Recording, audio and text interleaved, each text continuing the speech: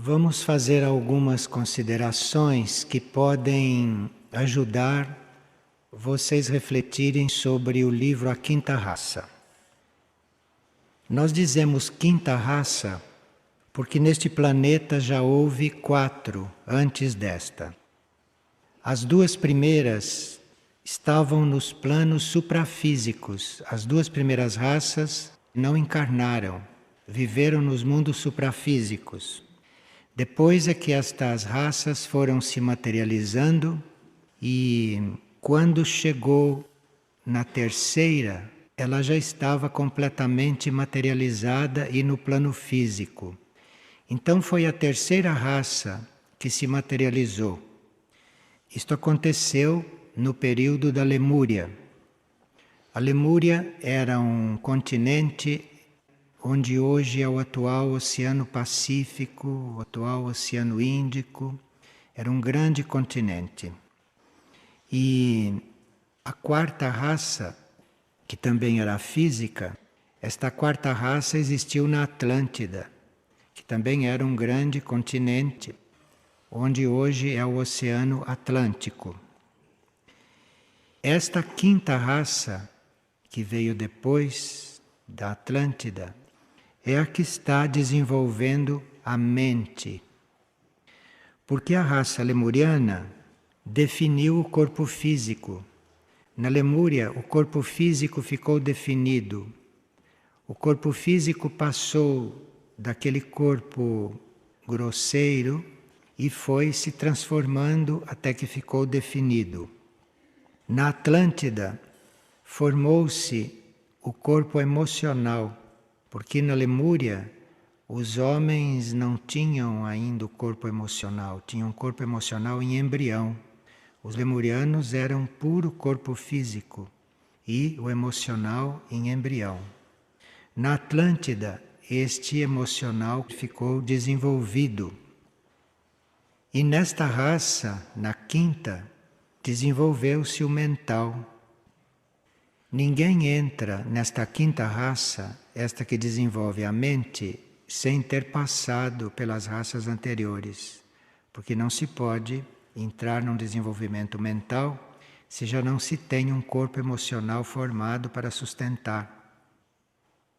Neste atual estágio evolutivo da quinta raça, uma raça que desenvolveu a mente desde o princípio, neste atual estado evolutivo, a raça está particularmente voltada para a desmaterialização. Desmaterialização não quer dizer que a raça vai desaparecer. Desmaterialização, que deve começar a acontecer, isto quer dizer que a raça vai ficando mais sutil, mais aperfeiçoada. E com isto vai gradualmente voltando para os planos sutis, para os planos invisíveis, de onde veio. Só que levando para lá toda esta experiência que ela fez durante a sua materialização. Então a tendência desta quinta raça não é se materializar ainda mais. A tendência desta quinta raça é desenvolver a mente nos níveis sutis, entrar pelos planos sutis, pelos planos ardentes e, com isto, ir se desmaterializando aos poucos, ir se sutilizando. Então, na primeira e na segunda raça, que não eram físicas, aconteceu o processo de materialização. A partir da quinta, vai começar o processo de desmaterialização. E vai terminar isto na sétima raça, quando todo este processo estiver terminado. Nós, hoje, nesta quinta raça, desenvolvendo a mente e começando a nos preparar para a desmaterialização, nós estamos agindo bastante como corpo mental. O nosso corpo mental já está suficientemente desenvolvido a ponto de poder agir, de poder servir de poder atuar. E isto vai sendo aperfeiçoado na quinta raça. É claro que trata-se de corpos mentais cada vez mais purificados, mais sutilizados, de forma que eles possam comportar, que eles possam abrigar ideias da mente superior, de forma que todo homem possa ir se sutilizando e possa ir se desmaterializando. E com esta preparação na quinta raça, nós estamos praticamente entrando na nossa trajetória racial para as existências em planos internos. Só que isto não vai acontecer na quinta raça, a não ser para alguns pioneiros e para aqueles do final da quinta raça. Mas nós já estamos nos preparando como mente, como sabemos, para existir nos planos internos. O que acontecerá na sexta raça, na próxima raça. Então nós na quinta estamos nos preparando para várias coisas, inclusive para existirmos em planos internos, para nos interiorizarmos e passarmos a viver nos planos interiores. E na sétima raça haverá a consumação de tudo isto. Haverá então um fechamento e estará terminada a história das raças. Segundo o livro A Quinta Raça, em 1988 concluiu-se uma etapa muito importante para esta humanidade. Então veja, dentro da quinta raça que isto aconteceu. Então foi dentro da quinta raça que se concluiu uma etapa muito importante, uma etapa decisiva, que foi o fato das forças da luz darem início à Operação Resgate.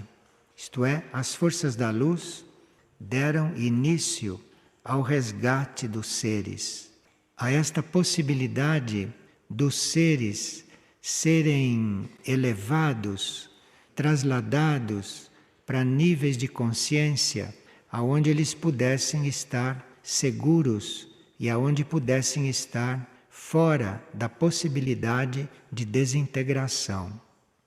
Não havia isto nas raças anteriores. Isto aconteceu na quinta raça e a partir de 8 de 88. Então, as forças da luz tomaram posições no planeta a partir desta etapa, e nas posições em que estão, as forças da luz hoje podem elevar qualquer ser para áreas, para níveis, para planos de segurança, nos quais as forças involutivas que jogam neste planeta e que jogaram dentro de todas as raças anteriores possam ficar neutralizadas. Então houve um fato muito marcante nesta quinta raça. As forças da luz, então, têm condições de elevar os seres, de elevar esta raça, de salvar a raça, de atrair os seres para níveis de consciência, para planos mais elevados, preparando-os para os mundos internos. E isto nós estamos sentindo, estamos percebendo, e isto é possível a partir da raça que desenvolve a mente, porque para isto é preciso a colaboração da mente de cada um de nós. Então, a partir da quinta raça, nós estamos conscientemente trabalhando, colaborando na sutilização e na elevação da raça humana como um todo. Isto é muito importante. Isto é um dos fatos mais importantes desta raça. Aconteceu também, nesta raça, conhecerem a existência de Mistlitlã. Mistlitlã, que é o centro planetário, que substitui Shambhala no seu trabalho junto à humanidade e junto à Terra. Isto é muito importante porque Mistritlan colabora diretamente com hierarquias intergalácticas.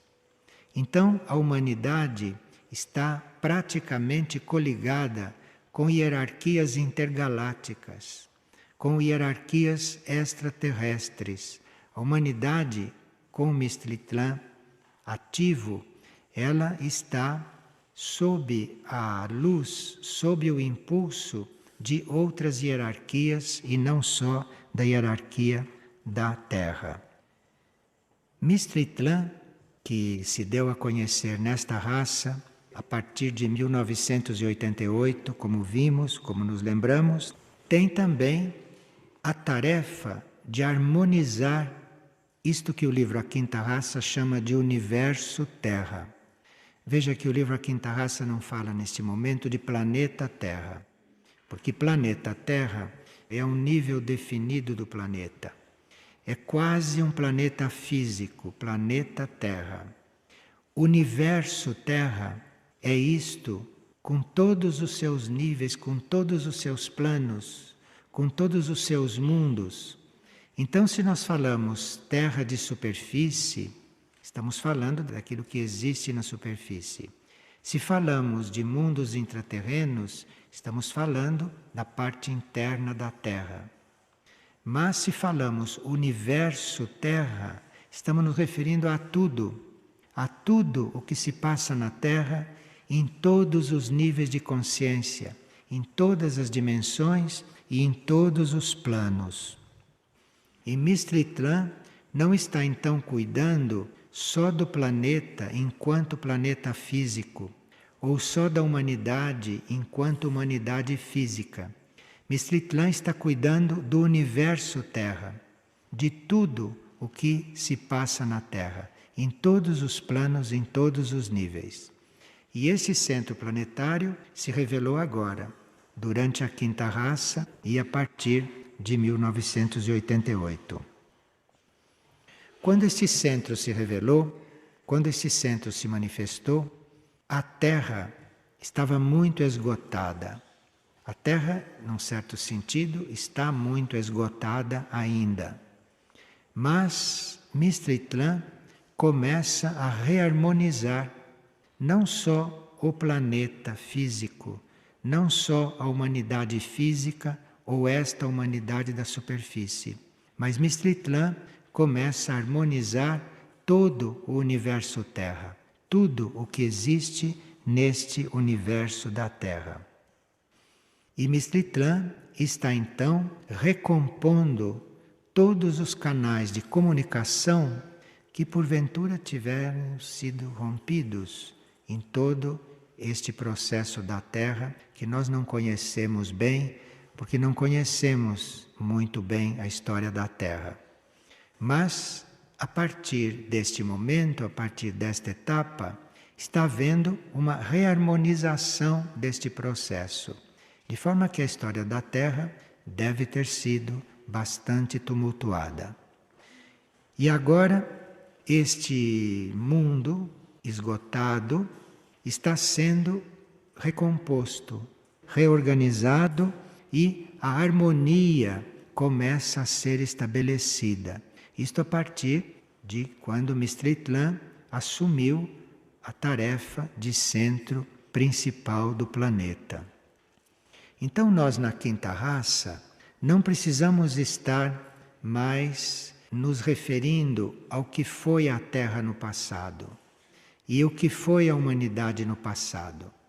Porque por certos detalhes da humanidade de hoje se pode imaginar que a humanidade foi no passado. Porque até hoje a humanidade não é harmoniosa. Então pode-se ver por certos traços, por certos dados, pelas ações da humanidade, o que foi tudo isto no passado. Mas isto não nos é revelado. Isto tem sido poupado à humanidade da superfície. Embora haja consciências no planeta que tenham consciência desta história. A nova raça que surge, que desenvolve exatamente quando esta harmonia começa a ser recuperada quando o Mistritlan começa a trabalhar a harmonia nesta raça, neste planeta. Então, esta nova raça vai surgindo exatamente neste momento.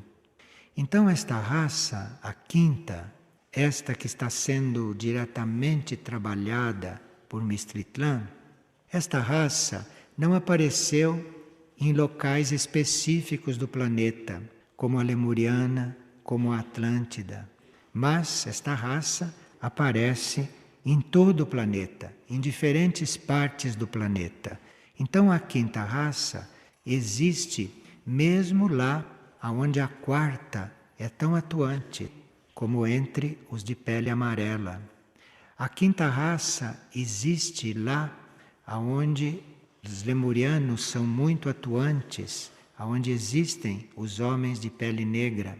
A quinta raça está por toda parte, porque a quinta raça está fazendo uma síntese, começando uma síntese de todas estas raças anteriores para elevar o homem, para elevar o ser como uma só entidade.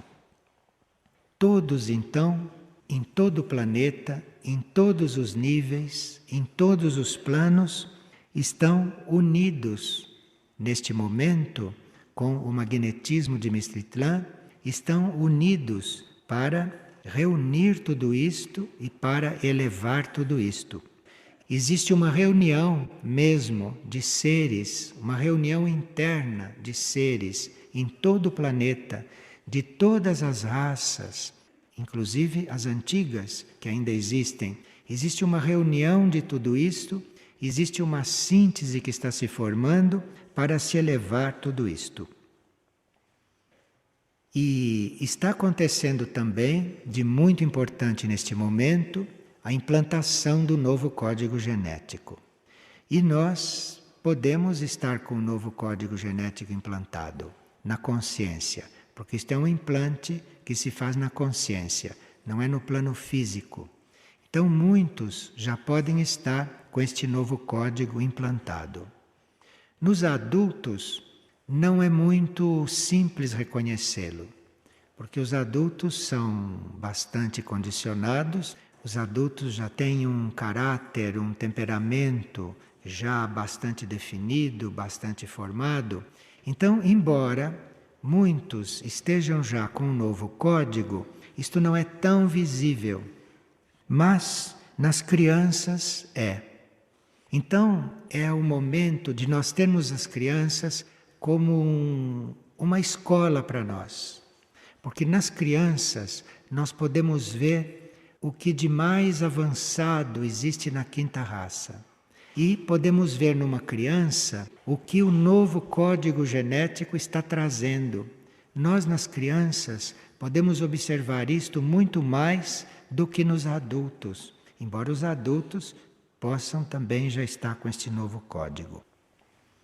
E essas crianças precisam ser compreendidas. Nós temos estudado este assunto, temos visto várias coisas a respeito disso, mas nós podemos, ao olhar uma criança, hoje, perceber muito mais da nova raça, do novo código, do que olhando um adulto. E um dos traços destas crianças, as crianças não são todas iguais, né? Algumas são mais atualizadas do que as outras. Mas quando nós falamos crianças, nós estamos falando de um modo geral, esta idade física do homem. E essas crianças com o novo código, hoje são muito visíveis por causa da sua agilidade mental. Uma agilidade mental muito maior do que a agilidade mental da maioria dos adultos. A criança é ágil mentalmente. A criança capta mentalmente. Se vocês observarem estas crianças com o novo código, vocês vão ver que elas percebem as coisas, independentemente de estarem conversando com vocês, independentemente de estarem em contato com vocês. Elas percebem as coisas. Elas têm uma agilidade mental de captar o que acontece conosco muito mais do que nós temos a possibilidade de captar o que acontece com elas. Então nós teríamos que ter cuidado com esta agilidade mental para não perturbarmos isto e não irmos transformando as crianças em algo pré-estabelecido, porque a agilidade mental delas está, inclusive, capaz de não só compreender, mas de perceber mentalmente as ondas de mundos paralelos, de civilizações paralelas.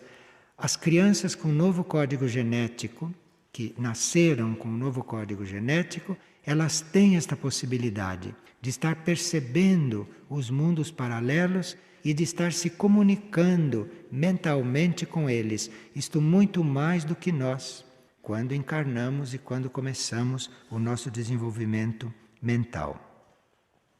Os conhecimentos que elas trazem e que elas não demonstram porque não solicitamos, porque não há uma educação correta.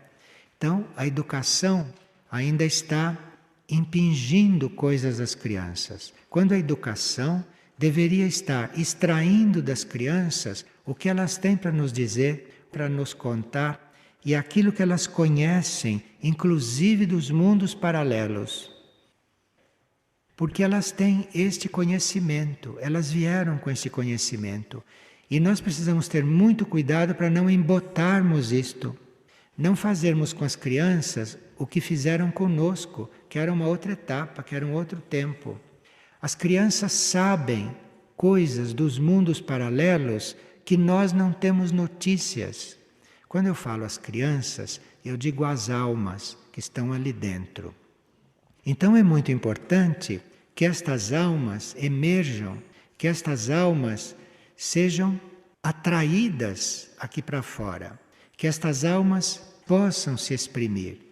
Então, nós teríamos que, algum dia, aprendermos a trabalhar com crianças, aprendermos a estar diante delas, de forma que a alma delas pudesse emergir, para elas nos contarem o que sabem, para elas nos dizerem como são estas coisas.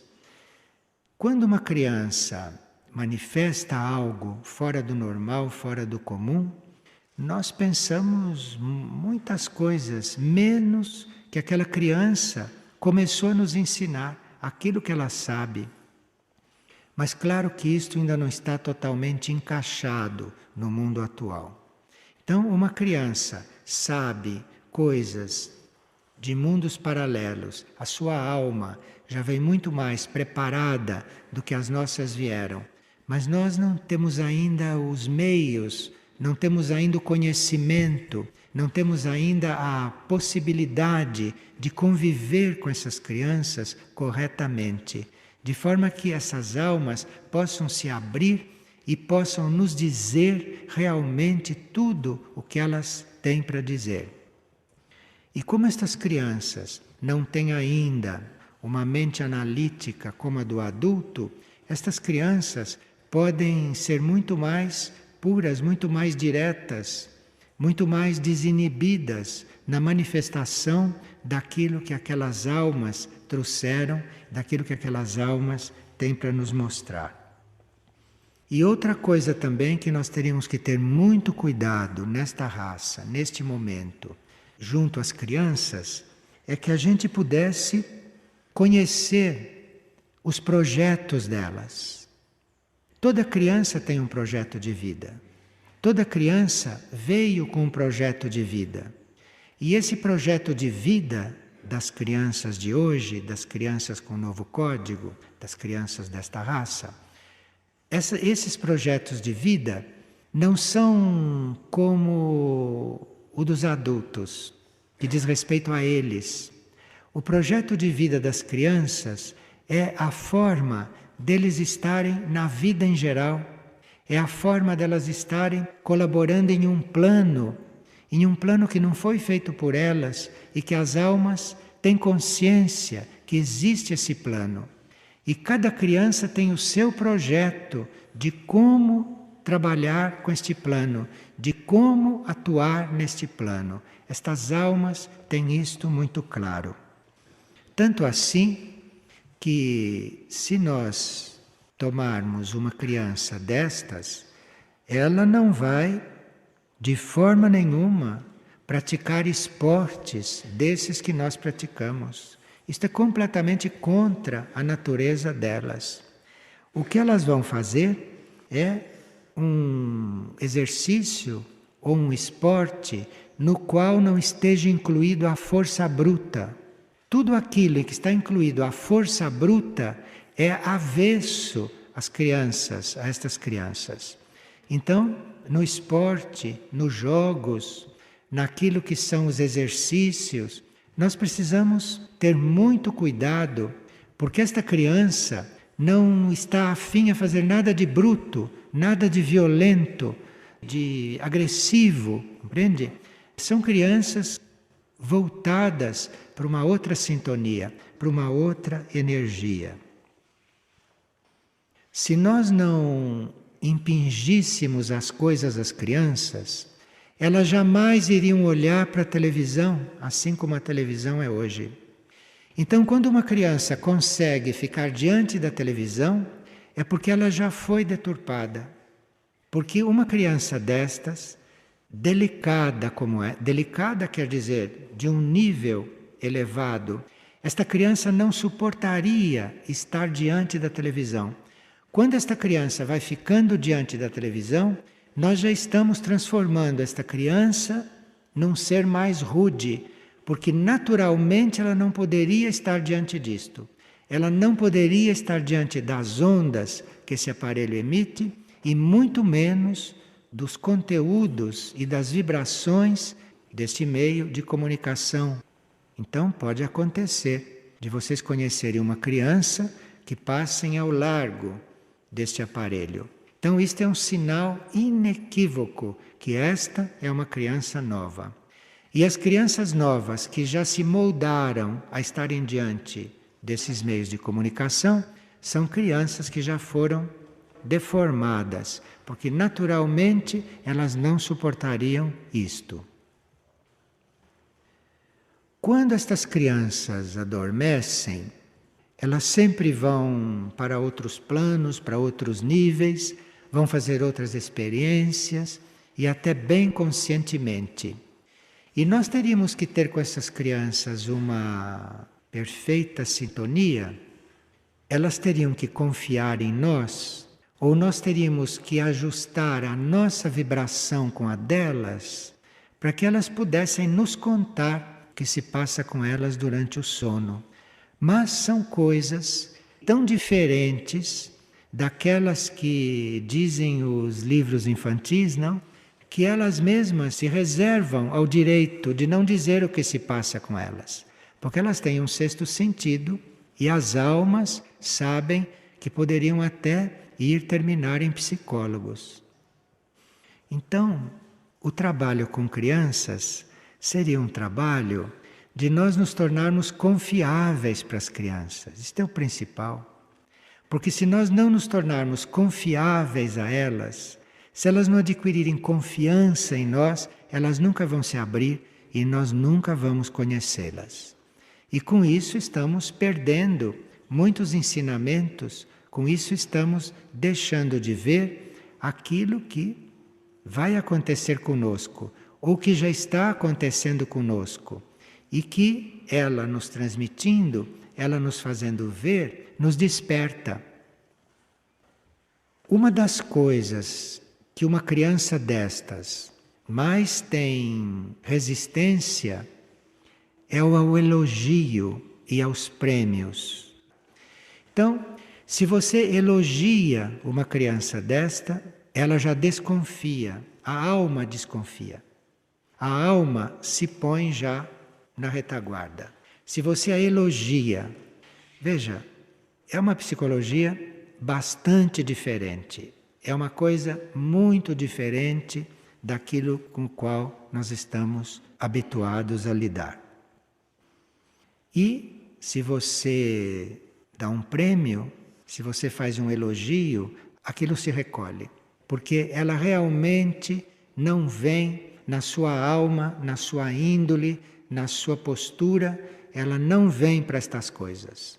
E quando ela recebe estas coisas, quando ela recebe tudo isto que os adultos esperam, quando elas recebem isto, estas crianças se recolhem. E nós passamos a não conhecê-las. E elas ficam vivendo o mundo delas lá dentro.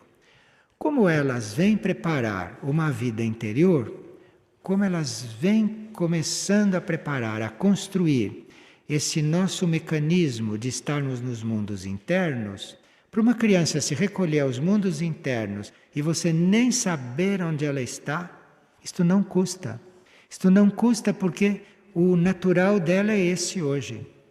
Estas que estão com o novo código genético estão tão seguras dos mundos internos, da parte interna das coisas, da parte interna da vida, que ela passa a viver lá sem lhe dar o menor sinal disto, porque não precisa.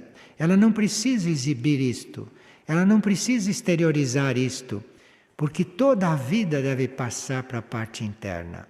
Essas crianças já estão se recolhendo aos mundos internos. Estas crianças já estão fazendo com que a vida vá passando com toda a sua consciência para os mundos internos, de forma que lidar com estas crianças nós realmente precisaríamos aprender.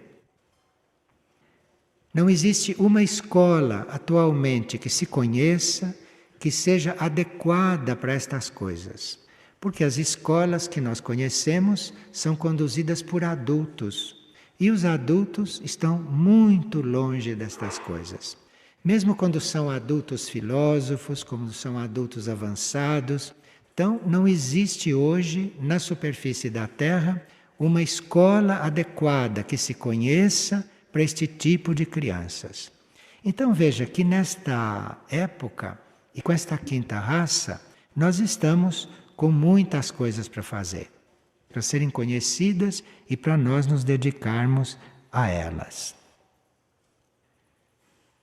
O livro A Quinta Raça, que falou destas crianças, fala muito de resgate, como uma forma que a hierarquia encontrou de elevar os seres, de elevar as almas, de elevar a humanidade para níveis de segurança.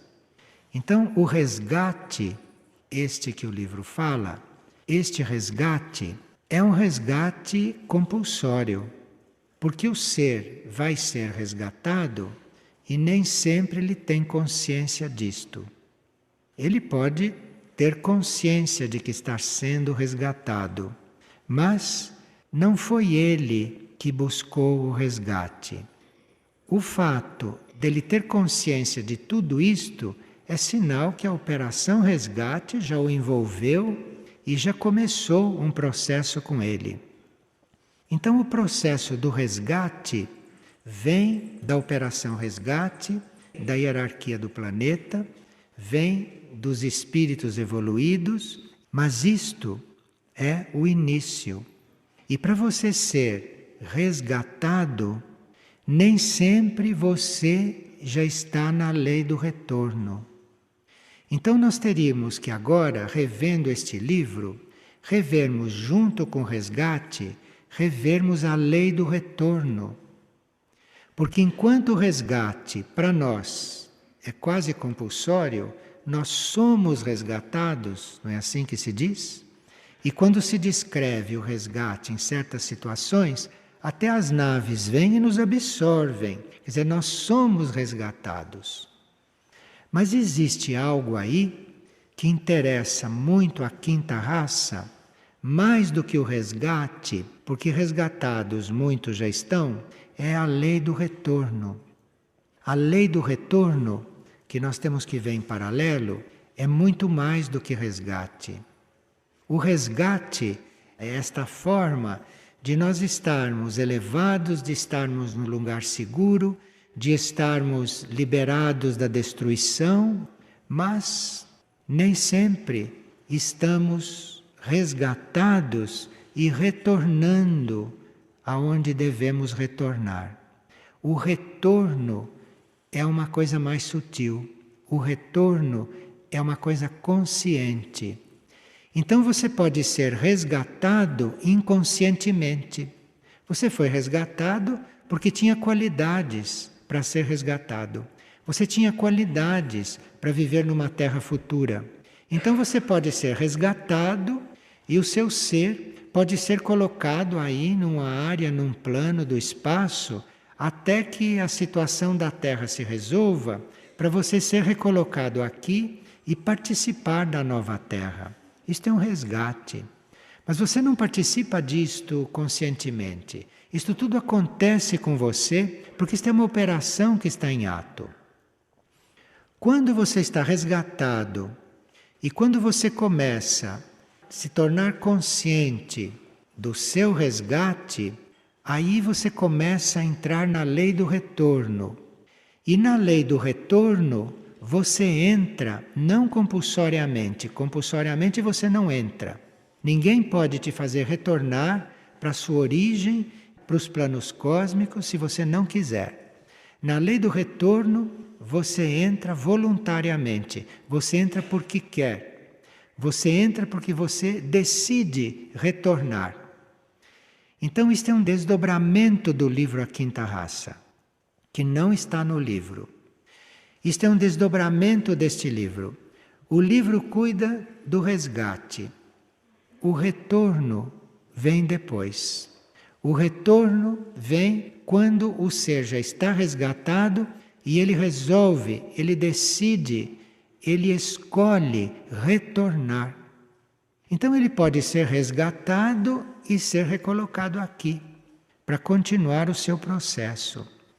Este ser resgatado, o seu próximo passo, depois de resgatado, é aderir à lei do retorno. Porque esta lei do retorno vai levá-lo de volta aos planos, aos níveis de consciência dos quais ele veio, ele foi emitido.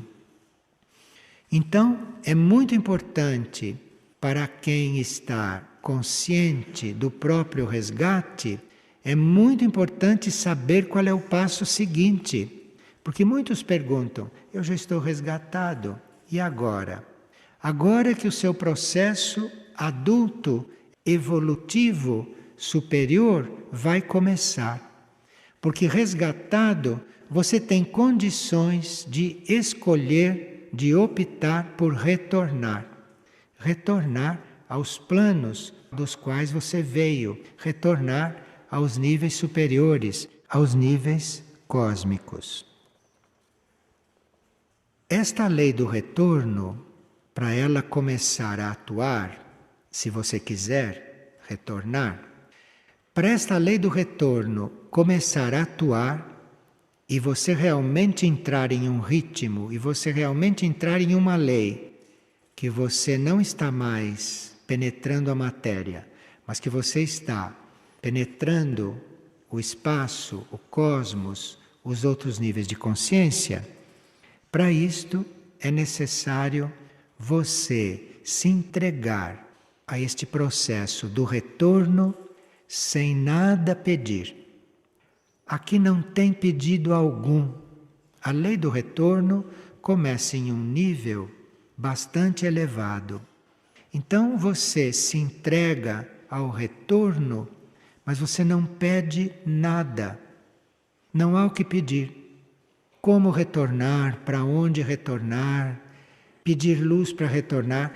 Aqui os pedidos são todos inúteis, supérfluos. Os pedidos não cabem nesta lei para que ela atue bem rapidamente, sem nenhum percalço. Se nós nada pedimos, nesta lei do retorno, tudo nos é dado, tudo que for preciso. Então, se nós tivermos que chegar mais rápido, isto nos é dado.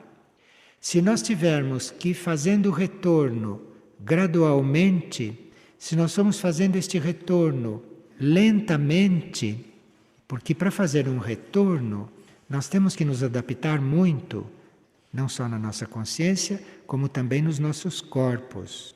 Porque um ser que está na lei do retorno, de uma forma bem definida, um ser que está no ritmo do retorno para o cosmos, um ser que está neste ritmo, ele está num ritmo interno que os corpos externos devem se habituar a ele. Porque os corpos externos estão aqui. Os corpos externos não estão retornando.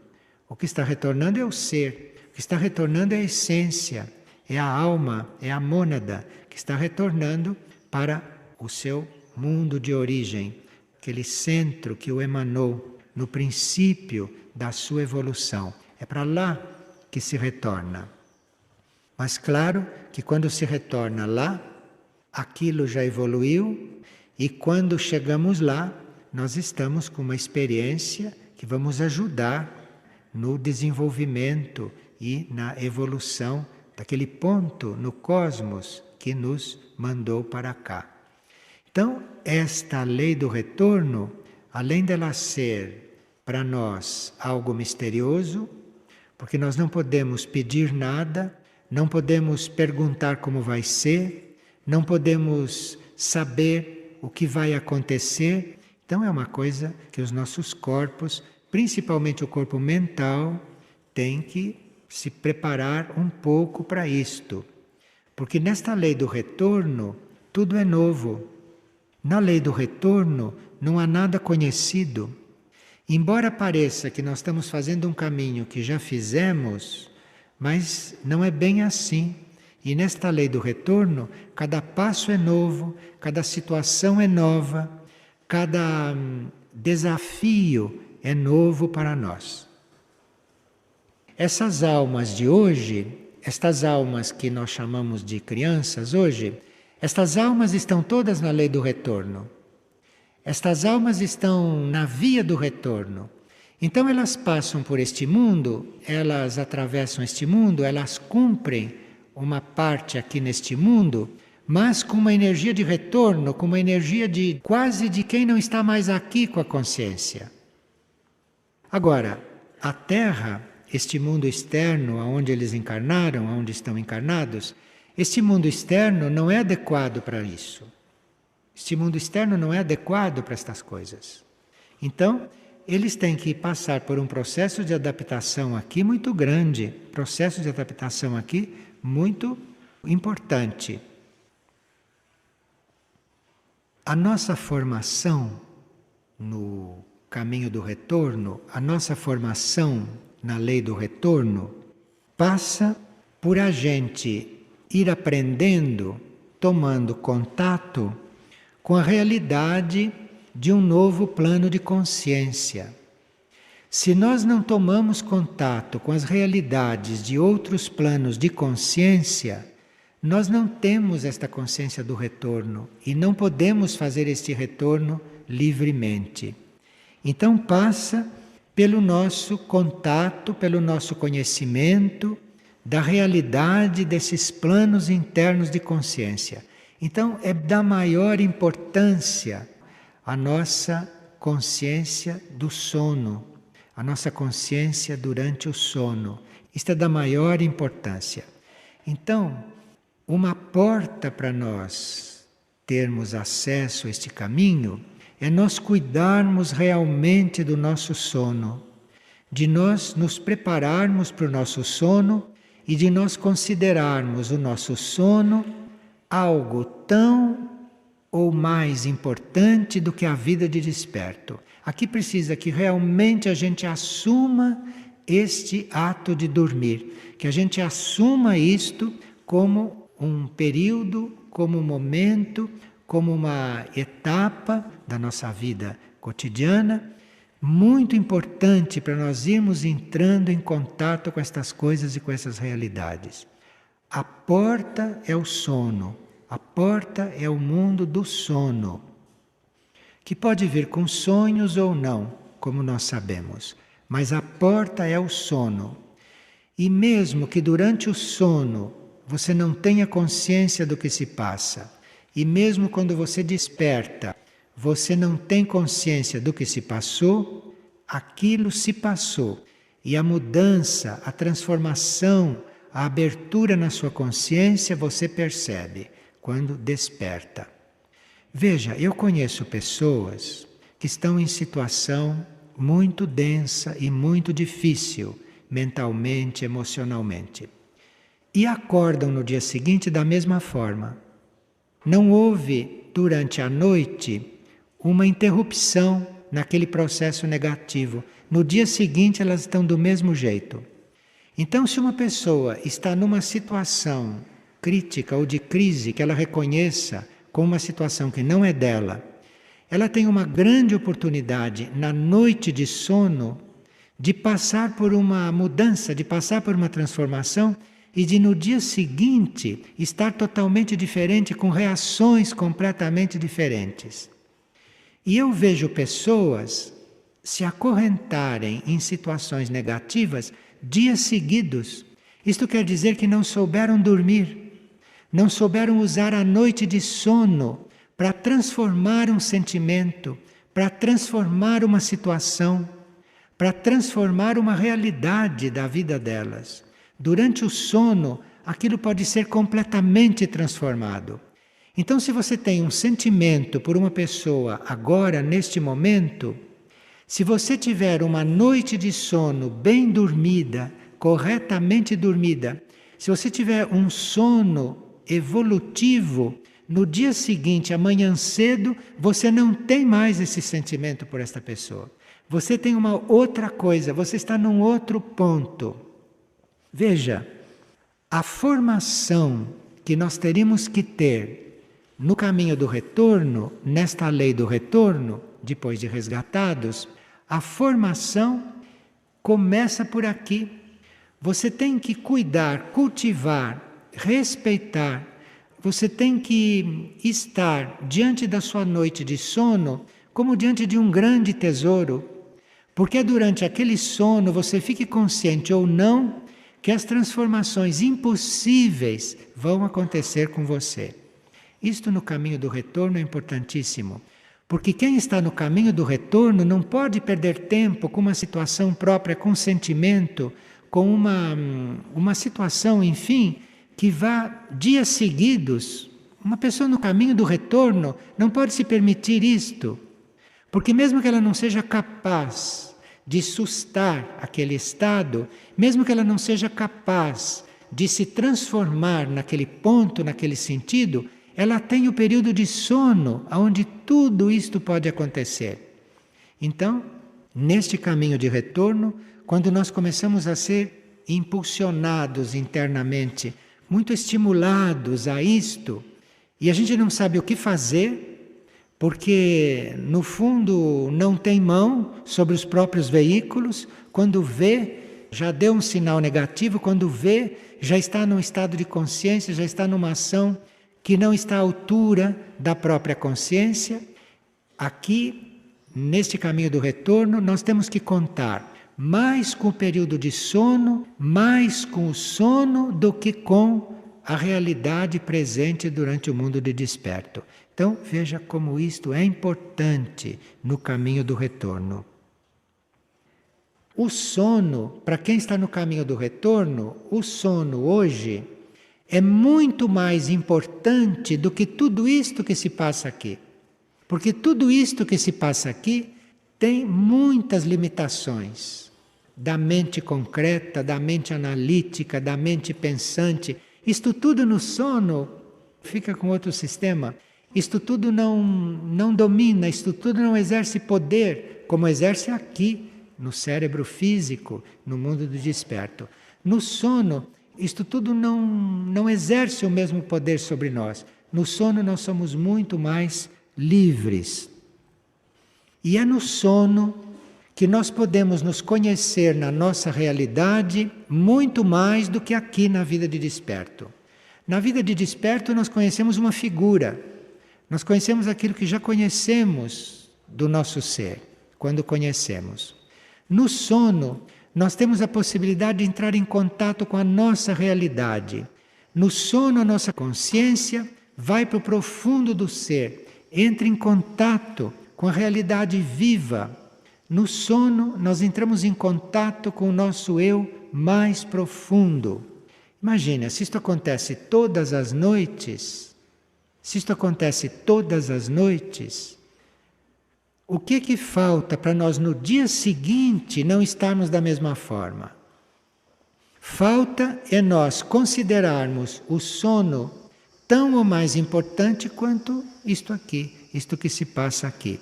Mas os nossos condicionamentos práticos, físicos, materiais, psicológicos, são de tal ordem que nós vamos dormir esperando acordar no dia seguinte, não é isto?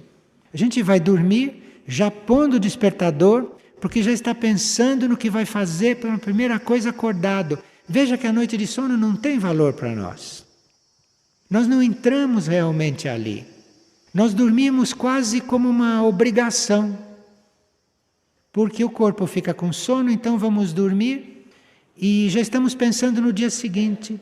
Já estamos coligados com o dia seguinte. Isto é, a noite de sono foi mal dormida. Mal dormida no sentido evolutivo.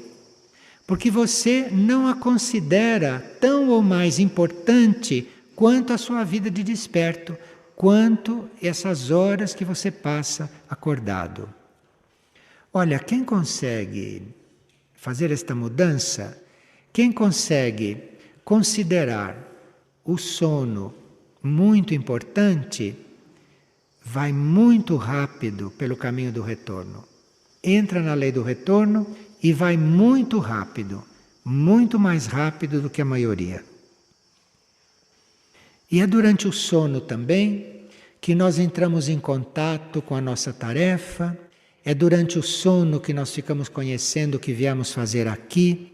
Enfim, é durante o sono que nós podemos entrar em contato com aquilo que viemos fazer. Então a vida no dia seguinte depende diretamente do que acontece no sono, depende de como você dorme, de como você está nesta noite de sono, com o que você está em contato. Então, isto no caminho do retorno é muito importante, porque no sono você conhece a si mesmo, no sono você entra em contato com a sua tarefa, e se você dá valor àqueles momentos, você pode até trazer para a vida de desperto esta memória.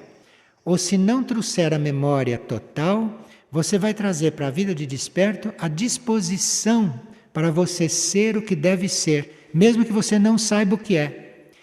Não tem como você amanhã ter os mesmos sentimentos que tem hoje, não tem como, se você dorme realmente. E se durante o seu sono acontecem esses encontros com a sua realidade, com o seu ser interno, com seus níveis interiores. Para o caminho do retorno, isto é muito importante. Se não for assim, este caminho de retorno é muito longo e muito cheio de percalços. Então, quando se fala de caminho de retorno, de lei do retorno, parece que você vai ficar séculos, milênios, para chegar onde tem que chegar.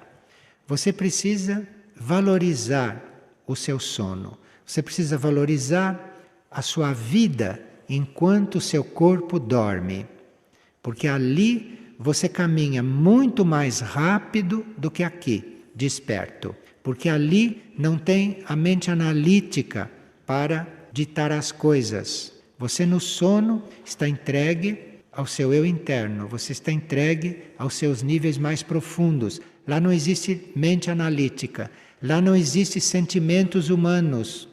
Lá é muito mais profundo tudo. E se você toca aquilo realmente, se você se dedica a isto, a sua vida no dia seguinte não tem como ser mais a mesma. Isto é, você não seria mais o mesmo. Você não será mais o mesmo. Isto é muito na lei do retorno, muito na energia da lei do retorno.